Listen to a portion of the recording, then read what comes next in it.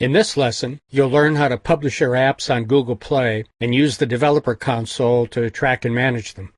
Publishing your apps to Google Play makes them available for download to Android devices around the world. There's a very good section on the Android developers website on publishing, including the Developer Console that can be accessed from this link on the graphic. I suggest you read through this material after we've finished going through the lesson. In this lesson, I'll give you an overview of the highlights and the key information you need to get your app up and available on Google Play.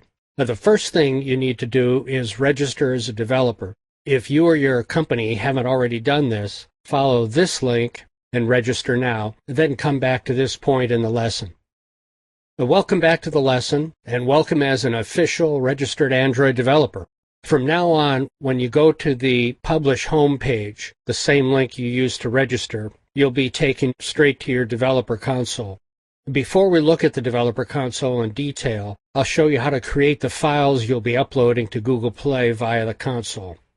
You'll use Eclipse, the Android tools, and possibly some graphic tools such as Adobe Illustrator to create files on your file system. And you'll then use the Developer Console to upload those files to Google Play. This graphic shows how to use Eclipse to create the APK, or Android package file, for your app. First, use the File menu or right-click on your Android app project and select Export. In the Export window, first select Android and Export Android Application. Click Next, and verify that you have the right project selected, and click Next again. In the next screen, you'll deal with designating your key store. The key store is a cryptographic key that's used to provide security for your app. It assures that only you, the holder of the key, can upload or change your app. You specify the location for the key, a password, an alias, and a validity term. You also provide some information to be associated with the app, your name, organization, and location.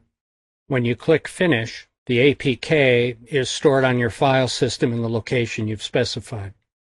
Using Eclipse DDMS, you'll use the screenshot capability to create images of your app screens, and you'll store them in your file system for upload to Google Play.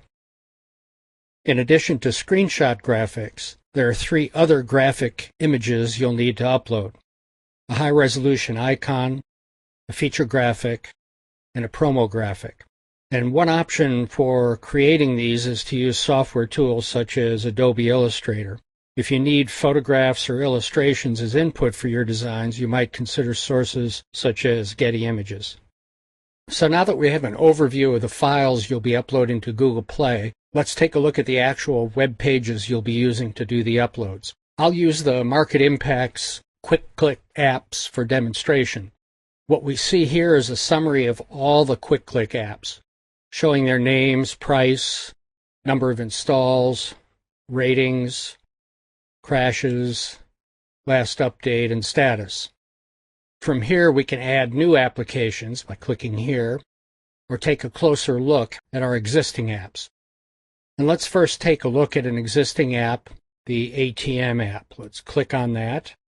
And here we see the store listing. This is the details of the app you'll be uploading. It includes the title, the description, promo text, recent changes, your graphic assets, including screenshots, and the icon, feature graphic, and promo graphic. And if you have a video, you'd include the URL here. You'll indicate the application type, whether it's an application or a game, select a category, specify the content rating, and you can read more about content ratings by clicking this link here. You'll provide a website link if you have one, your email address, and your phone if you'd like to. I didn't include a phone on mine, and a link to your privacy policy on your website. Now let's take a look at pricing and distribution. It's in here that you'll specify what countries you're selling in or distributing in. In in-app products, you specify details of sales you'll make from within your app, and I'm not doing it on the quick-click apps, so you won't see anything here. And services and APIs specifies your key and Google Cloud messaging information. And then if we click on APK, you see the detailed information about your APK file, your version code, version name, supported devices, and excluded devices. The supported devices is not the number of devices using your app. This is the number of different types of devices, like the Samsung S3. Now let's look at statistics, clicking here. At the top of the statistics page is data and charts on device installs, uninstalls, and ratings. And you can also select the display time period from month through all data.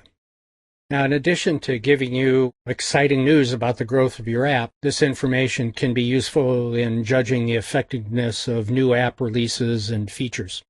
At the bottom of the page is data and charts broken down by a number of different criteria. So, for example, on this chart, we're seeing data for the Android versions of the devices using your app, and we've selected Android 2.3.3, 4.0.3, 4.1. We could add additional lines by selecting additional Android releases.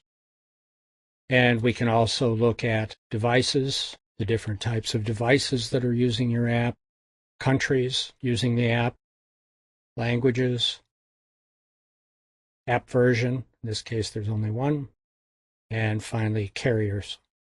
Now let's go back up and look at ratings and reviews, and we can apply filters. We can filter by ratings, languages, app version, and we can add filters for individual devices if we want to. And finally, let's look at crashes and ANRs, means application not responding. A crash is a failure where the app stops. An application not responding, or ANR, is a failure where the app is still in operation but not responding to the user. Let's change the time period to pull up some crashes. There we go. We can select crashes or ANRs, hidden yes or no. Let's go back to crashes. Here we see that we can click on the hide button here. There you see how the crashes that we've shown as hidden aren't showing up when we select no. And we can also add a device filter for different kinds of devices. So that's an overview of publishing apps to Google Play and using the developer console to track and manage your app files. And remember, there's much more information on the developer's website available by following this link.